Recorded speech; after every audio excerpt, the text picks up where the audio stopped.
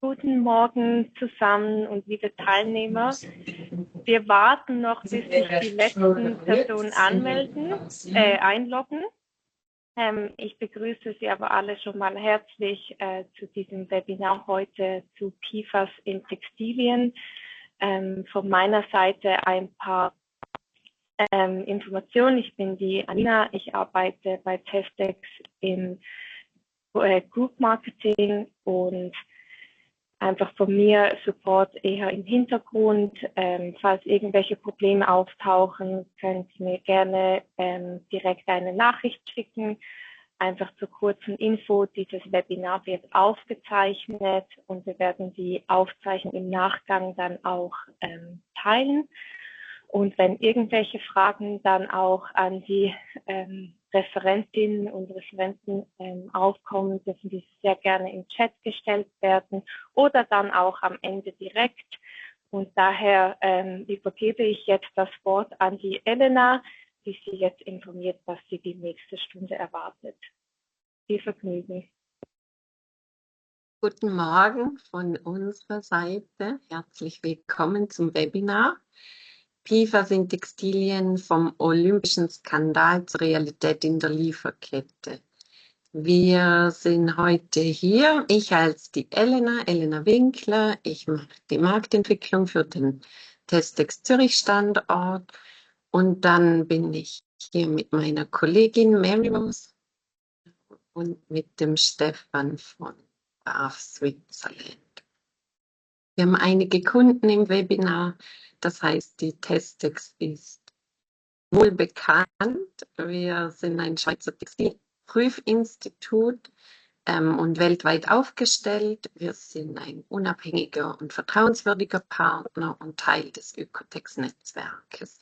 Und wir unterstützen unsere Kunden und zusätzliche Unternehmen bei chemischer Compliance, Sicherheit und Nachhaltigkeit. Ich werde Mary Rose und Stefan dann später selber sprechen lassen und dann bei ihren Slides. Genau, kommen Sie dann zu Wort. Hier kurz zur Agenda. Was werden Sie im Webinar lernen? Einerseits, was PFAS sind, wie die Eigenschaften von ihnen sind und wo sie eingesetzt werden. Dann werden wir kurz reflektieren, wo die Risiken entlang der Lieferkette sind, kurz auf EU-Regulierungen eingehen und dann übergebe ich an Stefan für einen Bericht über Toko.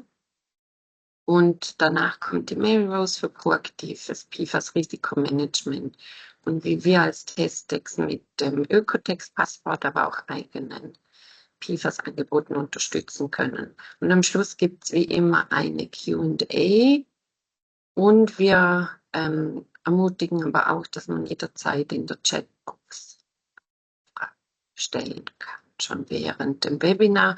Und auch, weil wir eher kleinere Runde sind, kann man gerne zwischendrin mal die Hand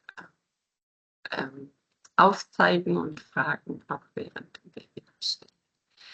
Vielleicht am Anfang eine Frage, wer prüft denn schon systematisch PFAS in seinen Produkten?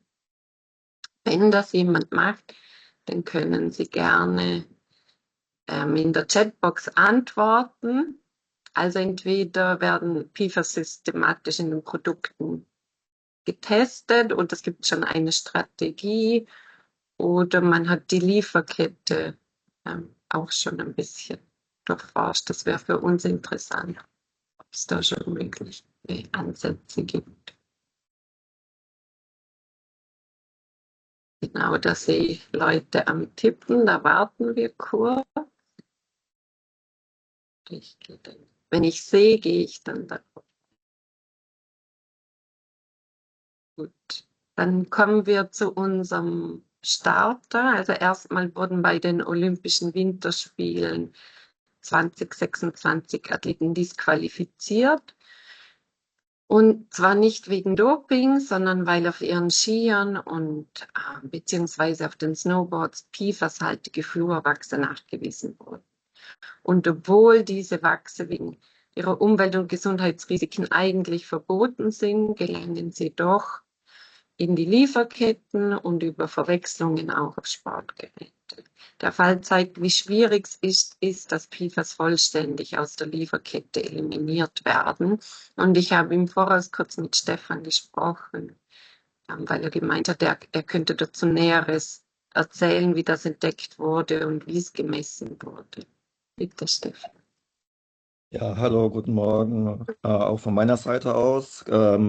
Ich arbeite für Toco. Toco ist jetzt bald 111 Jahre alt und ich bin verantwortlich für die Entwicklung der neuen Produkte. Und das Thema Fluor und die Transformation zu fluorfrei, das habe ich dann hier mitgestaltet. Und das betrifft natürlich dann auch, gerade wenn man von Skiwachsen spricht, natürlich auch den Wettkampfbereich, weil wir sehr viele Produkte für den Weltcup, aber auch für die Olympischen Spiele bereitstellen.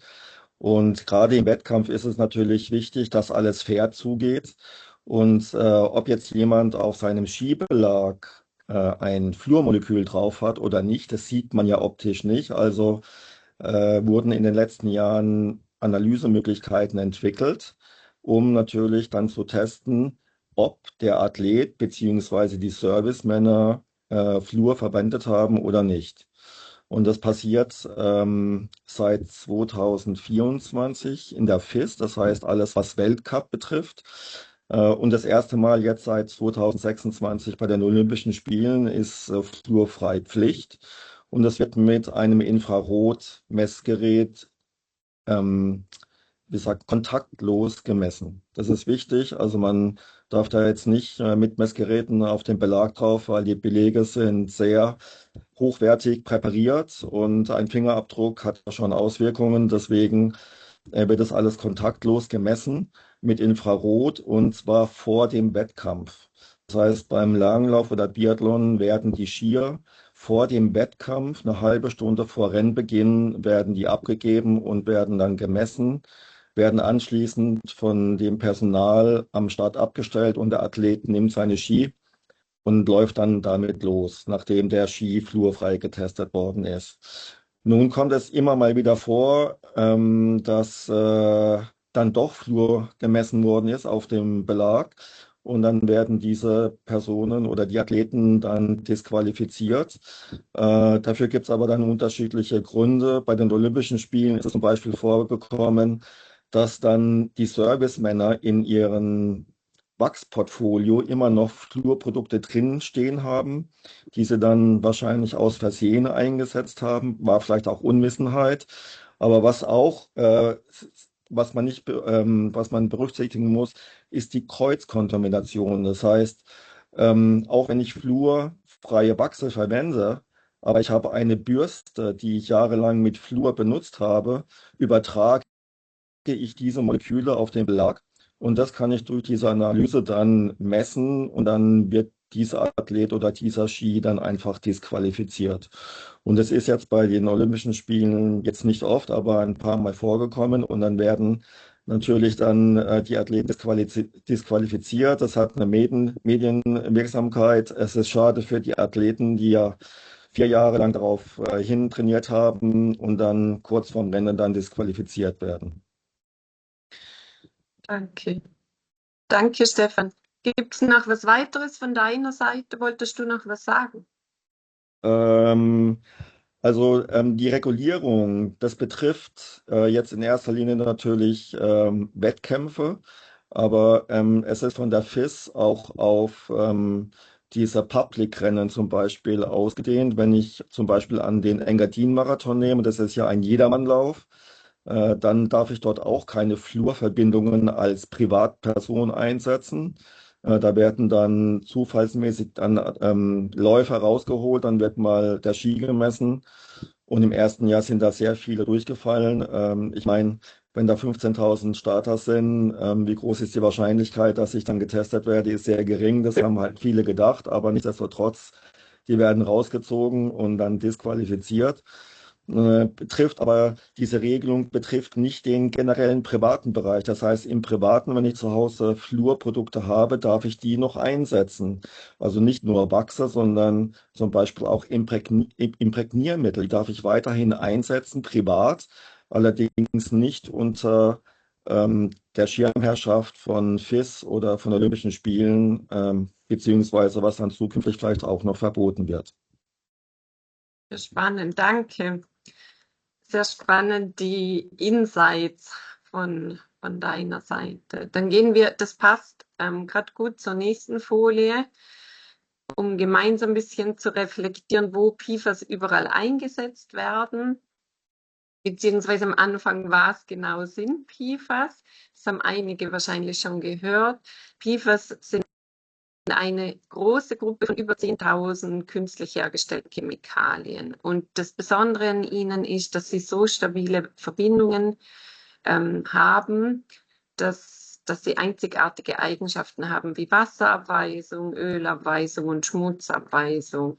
Und sie werden seit Jahrzehnten in allen möglichen Produkten eingesetzt, unter anderem natürlich im Textilbereich. Und rund 35% der weltweit eingesetzten PFAS entfallen auf den Textilbereich. Und Sie sehen aber auf diesem Bild, da haben wir absichtlich auch andere Produkte aufgeführt, dass man sich einerseits für die eigene Firma bewusst ist, wo PFAS überall drinnen sind, aber auch für den Privatbereich finde ich das ganz was Wichtiges, dass man da mehr schaut, wo könnten überall PFAS drinnen sein.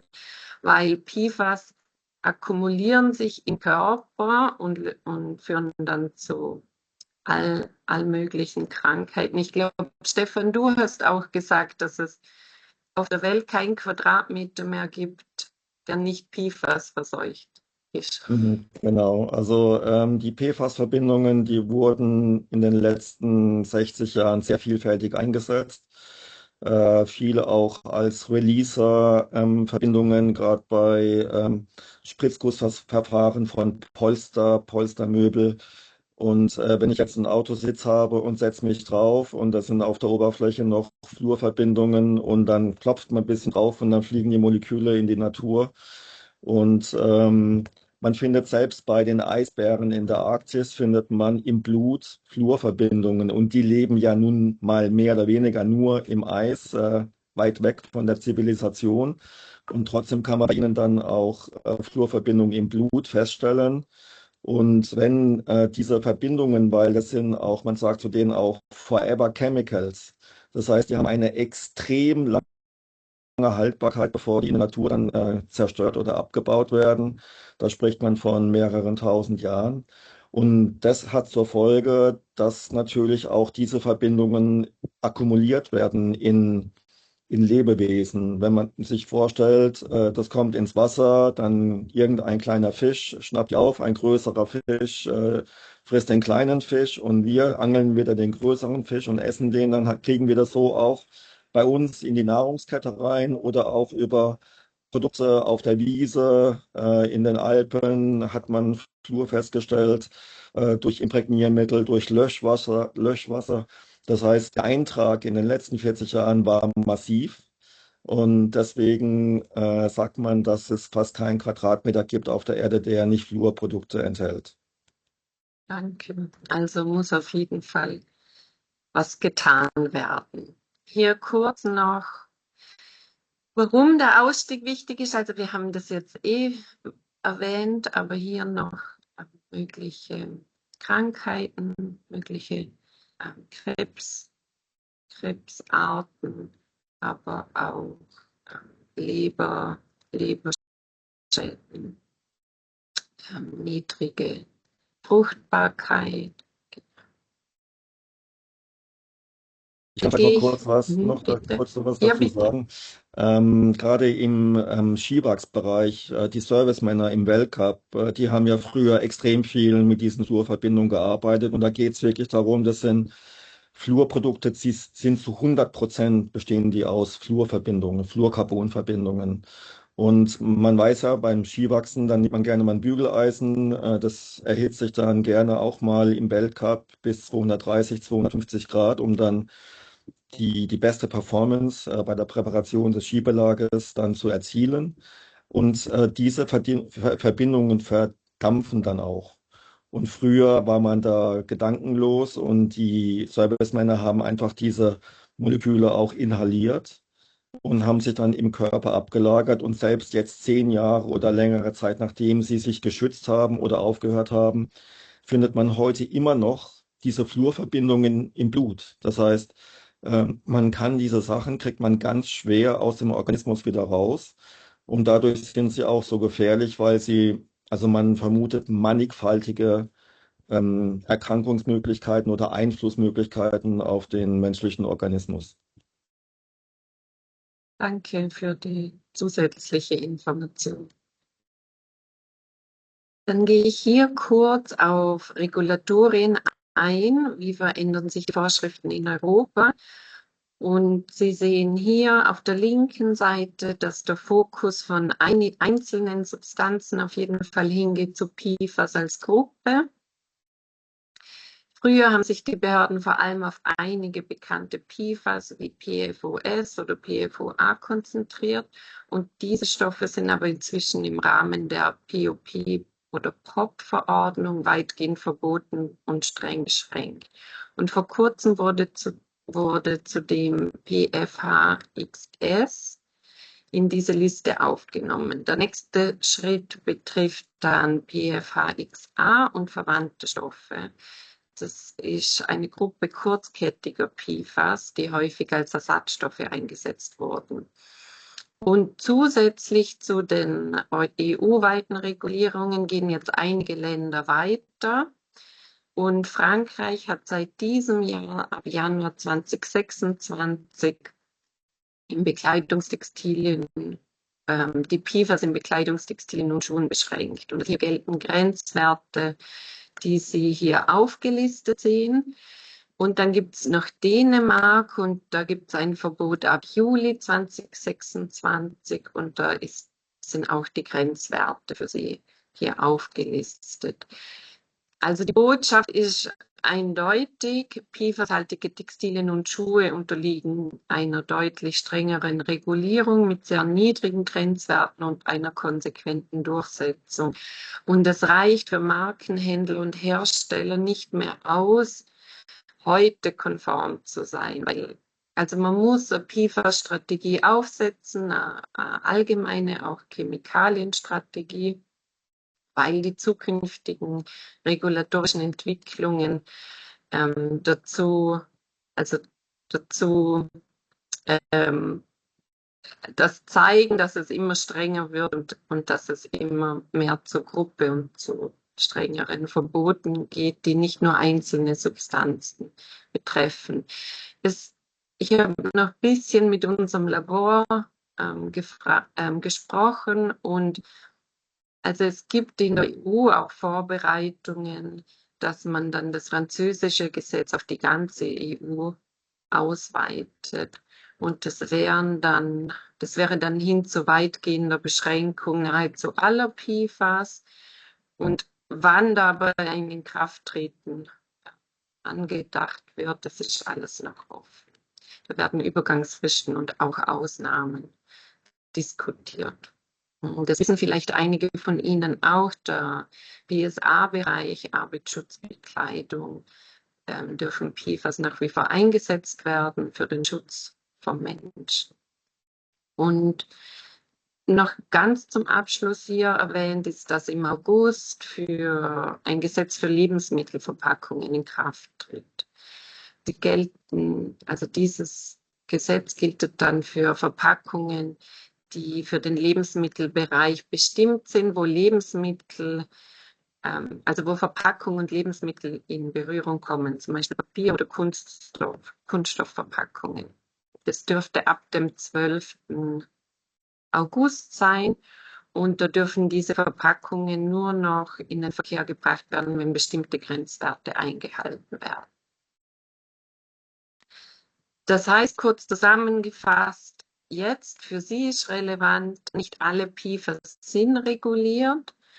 Vorschriften ändern sich aber kontinuierlich. Die Ersatzstoffe können ähnliche Risiken aufweisen. Stefan kann dazu später noch ein bisschen eingehen. Da muss man wissen, was die Ersatzstoffe genau sind. Und wir würden sagen, ein umfassendes PFAS-Management entlang der gesamten Wertschöpfungskette ist auf jeden Fall wichtig und dringend. In dieser Slide habe ich versucht, mit ChatGPT ein bisschen die Komplexität von der Lieferkette und dem PFAS aufzuzeigen. Sie sehen ganz links, einerseits werden natürlich bei Rohstoffen oder Chemikalien PFAS eingesetzt. Andererseits können sie entlang der gesamten Wertschöpfungskette auch als Hilfsmittel eingesetzt werden, bei Maschinen oder Anti-Haft-Sprays. Da müsste man wirklich den Kontakt mit Lieferanten suchen und sich genau erkundigen, wo könnten PFAS überall eingesetzt werden oder selber auch recherchieren. Der Hauptteil liegt auf jeden Fall bei Punkt 5 in der Nassveredelung. Da ist der eigentliche Haupteinsatz von PFAS für Öl und Wasser und schmutzabweisende Ausrüstungen. Bei der Nutzung aber, wenn man selber Jacken hätte mit wasserabweisender Ausrüstung, durch Tragen, Waschen, gelangen die ganzen PFAS dann auch in die Umwelt. Und fürs Recycling braucht man auch eine Reflexion, weil durchs Recycling werden die PFAS auch weiter verteilt. Also das Bewusstsein schärfen, wo könnte überall der Einsatz erfolgen und dann ganz klar der Austausch mit den Lieferanten suchen und dem nachgehen. Und zwischendrin ist jederzeit möglich, Spot-Checks zu machen und da wird dann Mary Rose später drauf eingehen. Und dann übergebe ich jetzt an Stefan für den Toko-Teil, bitte.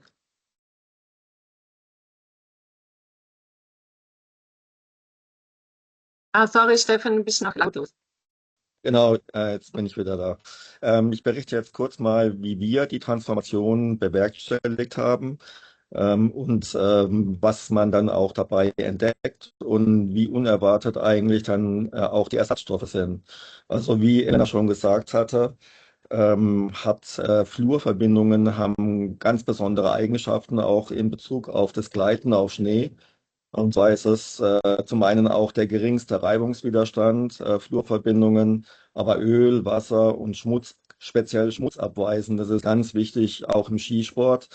Man denkt es zwar nicht, man sieht immer, der Schnee ist weiß, aber im Schnee sind sehr viele Schmutzpartikel aus der Luft eingelagert. Und diese Schmutzpartikel, die lagern sich dann in den Rillen, in der Struktur auf dem Skibelag ein und wirken wie so kleine Bremshaken. Und wenn man den Ski richtig reinigt, sieht man eigentlich auch, wie viel Schmutz man aufsammelt. Also das sind eigentlich die 4 Eigenschaften, auf die es drauf ankommt, dass ich wirklich einen sauberen, guten Skibelag oder Skibags habe. Und jetzt war die Aufgabe bei Brav, also Brav ist eine norwegische Firma und speziell dann bei Toko hier in der Schweiz. Frühzeitig sind wir ausgestiegen aus den Fluorprodukten und dann auch rechtzeitig sehr gute Verbindungen dann oder Wachse wiederherzustellen. Und da ist die Chemie ist eigentlich da die richtige Wissenschaft, um hier vorwärts zu kommen. Und ich glaube, dieses Bild hat jeder schon mal vor langer, langer Zeit in der Schulzeit gesehen und erzeugt immer noch für Schrecken, ist aber sozusagen mein Baukasten, den ich als Chemiker brauche, um neue Sachen zu entwickeln. Und wenn man sich jetzt mal das Periodensystem anschaut, da sind alle Elemente drin, die es auf der Erde gibt. Und jedes Element hat einzigartige Eigenschaften. Und jetzt rechts oben das F in der Spalte 17, das ist Fluor. Und das darf ich jetzt nicht mehr verwenden. Also das Fluor ist jetzt verboten. Und dann könnte ja jeder sagen, ja, ja gut, Stefan, guck mal, du hast noch so viele andere Elemente, da muss ja irgendwas dabei sein, was da ähnlich ist oder was man da verwenden kann. Ja, Pustekuchen, wie gesagt, wenn ich alles rausstreiche, was keinen Sinn macht einzusetzen, dann sieht man, dass sehr viele Elemente ausgekreuzt sind und es bleiben dann nur noch ein paar wenige übrig. Bekannte sind natürlich C für Kohlenstoff, N für Stickstoff, O für Sauerstoff, S für Schwefel. Si für Silizium, Aluminium, Wasserstoff natürlich so. Und das sind die Elemente, aus denen ich dann neue Moleküle bauen muss oder schauen muss, was gibt es auf dem Markt. Aber ich muss mich natürlich auch dann orientieren an der physikalischen Chemie. Das heißt, welche Effekte kann ich nutzen, um Gleiteigenschaften dann wieder zu optimieren. Nächste Folie. Und wenn man sich jetzt mal so die Entwicklung der Fluorwachse über die letzten 40 Jahre anschaut, dann war das in der Anfangszeit war das eine Revolution, als die ersten Fluorwachse auf den Markt kamen. Das war sensationell. Das waren die Italiener, die hatten da was und die sind allen anderen davongelaufen. Und da gibt es dann schöne Geschichten dazu, dass man angeblich bei denen in die Box, in die Servicebox eingebrochen ist, um zu sehen, was die da eigentlich machen und die Sachen rauszuklauen. Und dann hat es natürlich dann das alles Fahrt aufgenommen. Es wurden dann über die letzten 40 Jahre immer weiter geforscht und durch dieses Forschen wurden die Verbindungen oder die Produkte auch immer besser. Das heißt, ein Produkt von den 80er, 90er Jahren ist längst nicht so effektiv wie die Produkte, die jetzt bis 2021 auch von uns entwickelt worden sind. Aber es war eine kontinuierliche Verbesserung. Das ist halt nun mal Forschung und Entwicklung und dafür stehen wir auch. So, jetzt auf einmal von 2021 auf 2022 Fluorverbot, zumindest bei uns in der Firma. Wir waren Vorreiter vor allen anderen Skiwachsmarken. Merkt man natürlich, ja, jetzt gibt es erstmal natürlich einen Leistungseinbruch in der Performance. Und da muss man dann halt innovativ vorgehen und viel testen, um dann sich langsam wieder nach vorne zu entwickeln. Und wir haben dann schon früh mit einer High-Performance-Serie, das heißt, das waren Flüssigwachse und Heißwachse. Das war die erste Linie, die auf den Markt gekommen ist. Und dann kam 2023 die Jet Top Finish, erste Generation. Und das sind auch die Produkte, die in den letzten Jahren bei den Weltmeisterschaften, bei den Weltcup, bei Olympischen Spielen für sehr viele Medaillen gestanden hat. Das heißt, wir waren eigentlich sehr erfolgreich mit dieser Linie und arbeiten jetzt schon wieder an der zweiten und auch an der dritten Generation. Das heißt, wir wollen einfach hier vorwärts gehen und für den Athleten und für die Branche neue Maßstäbe setzen, aber auch zeigen, dass wir eigentlich kein Fluor mehr brauchen, weil die Produkte, die wir heute auf dem Markt haben, ähm, sind eigentlich besser als die Fluorprodukte. Und das ist jetzt nicht, was wir sagen, sondern was Kunden von uns sagen. Im Weltcup gibt es ja die großen Teams und die haben dann halt auch mal einen Test gemacht zwischen Alt-Fluor und Neu-Fluorfrei über eine Strecke von 20, 30 Kilometern. Und da hat dann eindeutig die fluorfreien Produkte haben dann gewonnen. Und dann haben die Teams gesagt, wenn wir das früher gewusst hätten, dann hätten wir viel früher auch den Umstieg geschafft. Das heißt, durch Innovation, durch Entwicklung ist es immer möglich, auch Fluorverbindungen zu ersetzen. Und wir verwenden verschiedene Technologien. Das ist nicht nur beschränkt auf eine Technologie, sondern ich versuche sehr viele Additive und sehr viele physikalisch-chemische Methoden anzuwenden, um dann gute Produkte zu entwickeln. Ein Punkt haben wir, glaube ich, noch nicht so besprochen, Stefan, Kreuzkontamination. Oder hast du schon ein, zwei Sachen dazu erzählt? Genau, das betrifft, wie gesagt, das ist im Weltcup ist das passiert, gleich beim ersten Rennen nach dem Flurverbot, dass dann ein Servicemann noch eine Bürste verwendet hat, die noch aus der Flurzeit stammt und hat den Ski präpariert und dann werden natürlich die Flurmoleküle übertragen. Aber auch in der Lieferkette muss man darauf achten, gerade wenn man im asiatischen Bereich produzieren lässt, dass dann Firmen, die beides, die parallel arbeiten. Ähm, Das Fluor ist, wie gesagt, sehr verbreitet, auch Kontaminationen und Arbeitstische zum Beispiel, wo einmal ein Fluor und einmal ein Nicht-Fluorprodukt drauf sind, da werden leicht Kreuzkontaminationen stattfinden. Das heißt, auch wenn ein Produkt formal eigentlich fluorfrei sein sollte, heißt es nicht unbedingt, dass es fluorfrei ist. Da hatten wir zum Beispiel bei uns einen Fall, dass dann Taschen, die zeigten dann Fluorverbindungen auf, obwohl es eigentlich ein fluorfreies Produkt sein sollte. Und da ist vielleicht nochmal ein Hinweis auch auf Amerika zu geben, wer in Amerika dann auch vertreibt. Es gibt derzeit 4 Bundesstaaten, da herrscht ein absolutes Fluorverbot. In den anderen Staaten noch nicht. Und dann ist es natürlich wichtig, keine Produkte zu haben, die dann in diese 4 Staaten ausgeliefert werden. Das heißt, für die Distribution entweder clever und smart diese 4 Länder dann ausklammern oder generell fluorfrei werden. Ja, super, danke. Ich habe auch mit einem Kunden gesprochen, die haben gesagt, sie haben eben eine Anlage zum Ausrüsten und sie produzieren Arbeitsschutzbekleidung und dann aber auch technische Textilien. Und für sie ist das eine große Herausforderung, dass Kreuzkontamination vermieden wird. Also vielleicht kann man auch beim Ausrüster nachfragen, was er sonst noch produziert. Wäre für Brands wahrscheinlich auch relevant. Danke, Stefan. Dann kommst du später nochmal und dann übergebe ich jetzt gerne an die Mary Rose, bitte.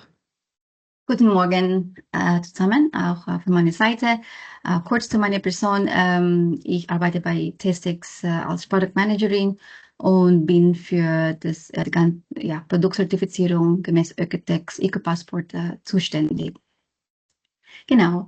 So als die PFAS-Regulierungen weltweit verschärft wurden, mussten viele Unternehmen erst einmal einen Schritt zurücktreten und sich einige grundlegende Fragen stellen. Sind wir überhaupt betroffen? Wo kommen PFAS bei uns vor? Und was bedeutet das für unsere Produkte und Märkte? Sie haben vielleicht bereits ein System im Einsatz, suchen noch nach Wegen, Ihren aktuellen Ansatz zu ergänzen oder stehen gerade erst am Anfang. So wo auch immer Sie sich auf diesem Weg befinden, die Schritte, die ich Ihnen jetzt zeige, können Ihnen dabei helfen. Zuerst gilt es herauszufinden, wo PFAS überhaupt eine Rolle spielen könnten.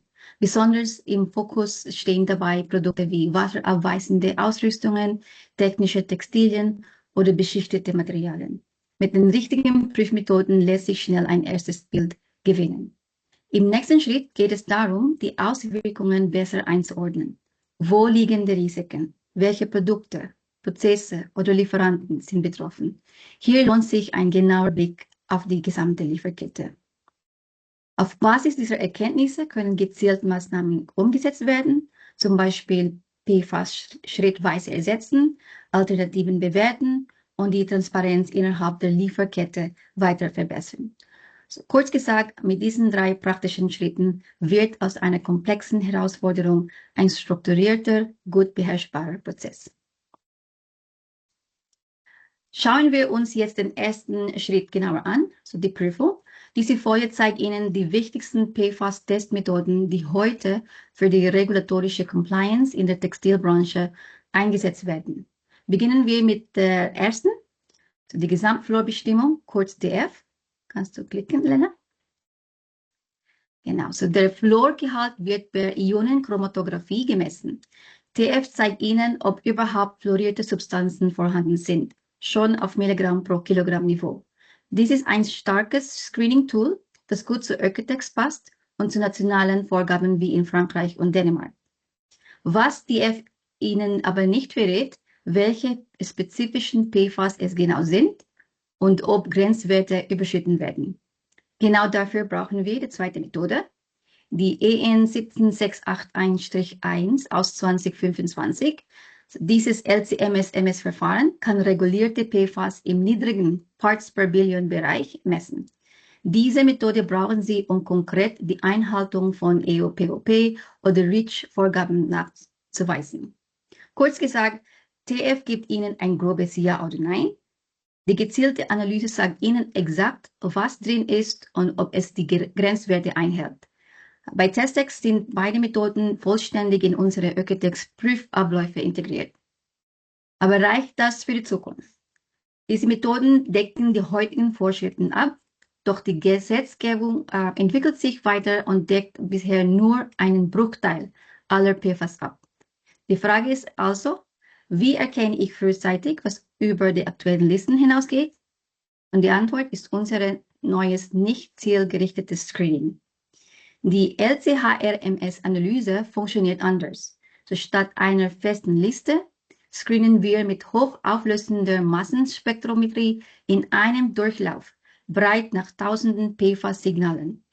So lassen sich Substanzen aufdecken, die noch nicht reguliert sind und Substitutionsmuster erkennen, etwa zum Beispiel, wenn ein Lieferant auf eine strukturell ähnliche, aber unregulierte Alternative umgestiegen ist. Dabei ist wichtig, die Ergebnisse sind semi-quantitativ, also Schätzwerte statt exakter Zahlen, aber trotzdem enorm wertvoll, gleich in dreifacher Hinsicht. Erstens für die Risikobewertung, um belastete Produkte oder Lieferanten zu erkennen. Zweitens für Spurenkontamination, die bei engeren Screenings durchrutschen würde.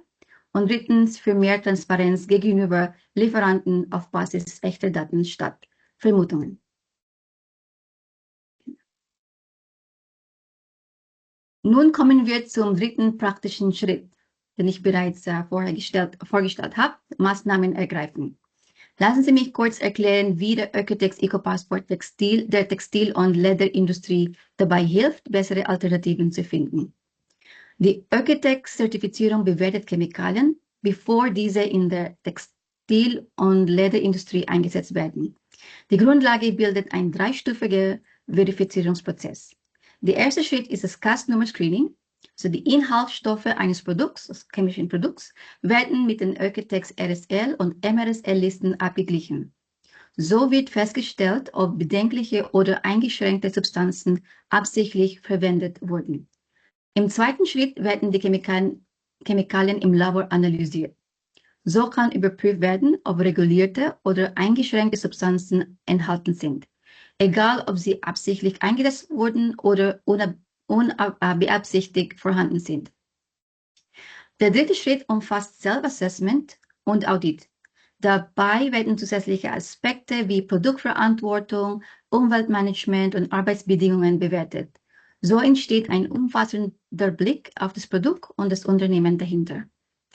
Chemikalien, die die Anforderungen nicht erfüllen, wie zum Beispiel PFAS, werden aus dem Prozess ausgeschlossen. Nur erfolgreich verifizierte Chemikalien erhalten die EcoPassport-Zertifizierung und können in der Textil- und Lederlieferkette gelangen. Die Auswirkungen werden entlang der gesamten Wertschöpfungskette sichtbar. Zugelassene Chemikalien werden im Oeko-Tex Buying Guide gelistet. Dieser unterstützt Unternehmen dabei, verifizierte chemische Produkte einfacher zu finden und auszuwählen.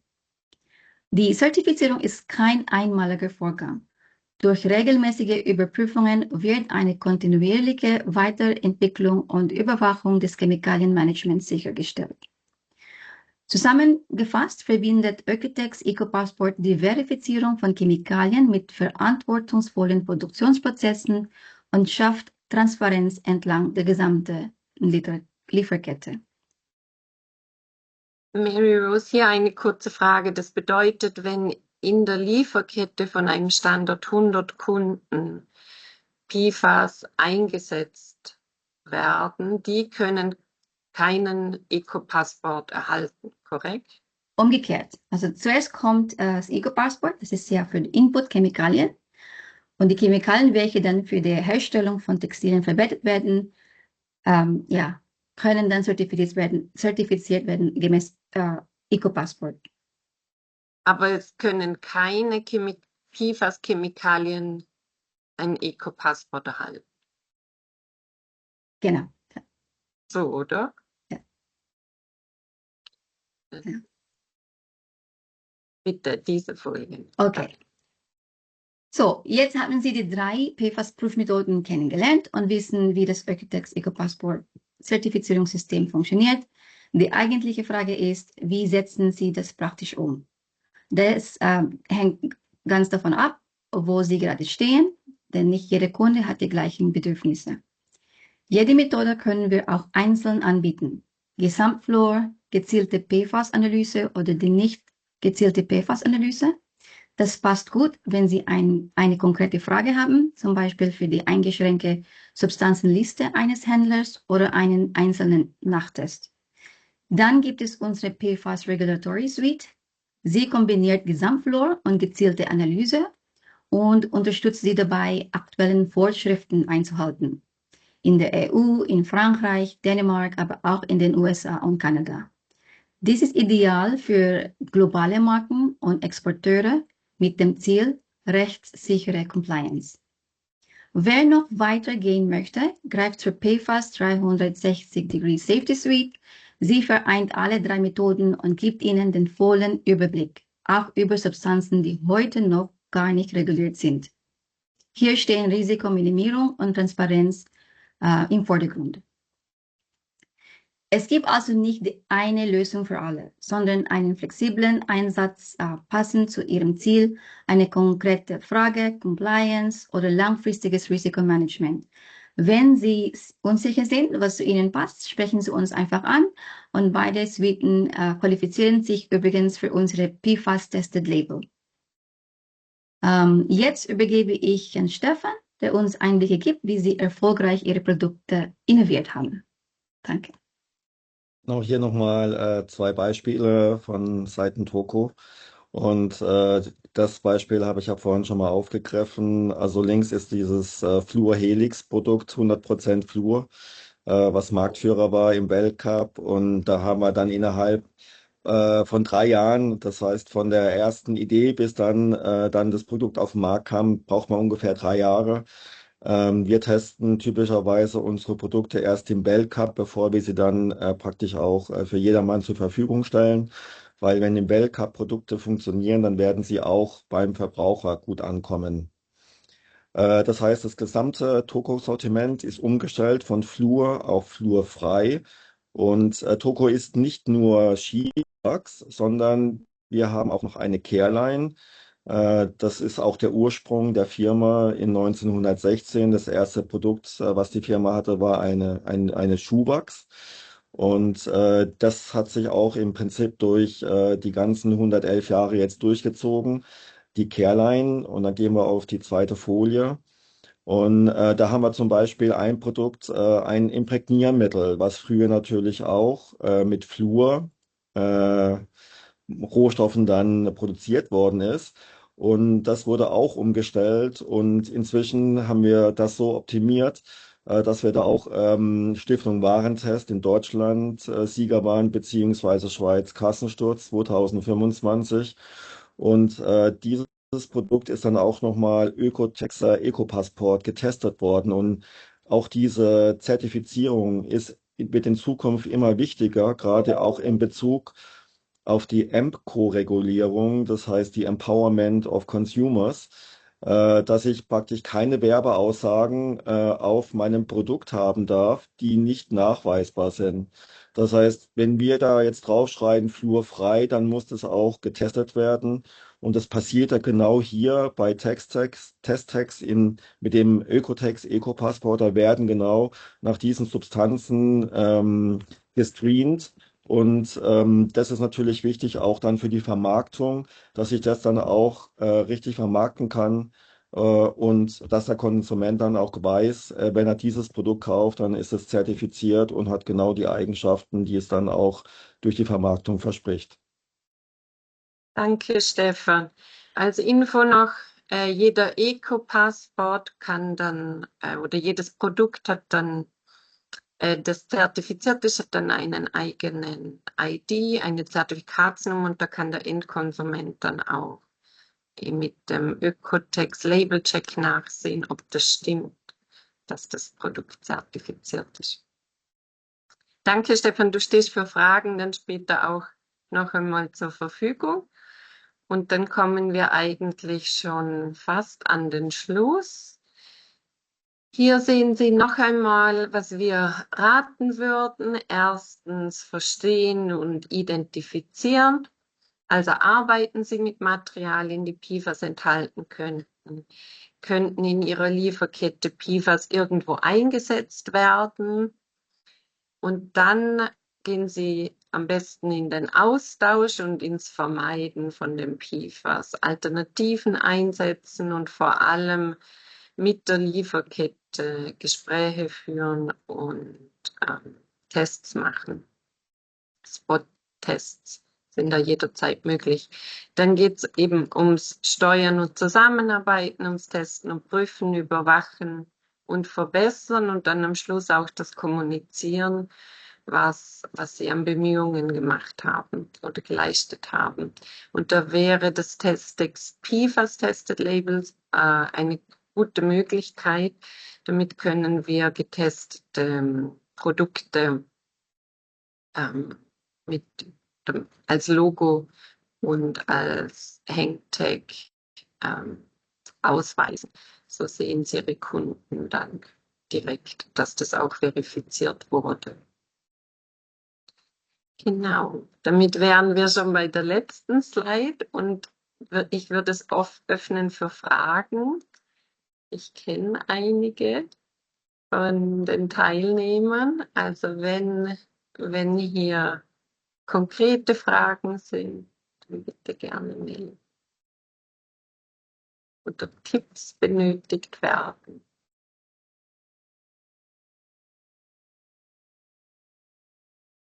Wenn jemand zu schüchtern ist, kann man es auch in den Chat schreiben oder im Nachgang Fragen schicken.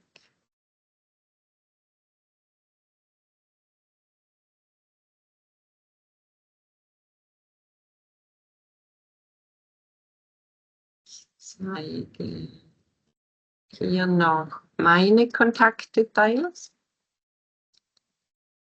E-Mail schreiben. Stefan und Mary Rose, habt ihr abschließend noch einen Gedanken? Sonst würde ich es dann schließen. Also aus chemischer Sicht muss ich sagen, ich begrüße das sehr, dass man versucht, Fluorverbindungen so nach und nach aus Verbraucherprodukten herauszuhalten. Wo es halt nicht immer einfach ist, sind dann halt auch so medizintechnische Produkte.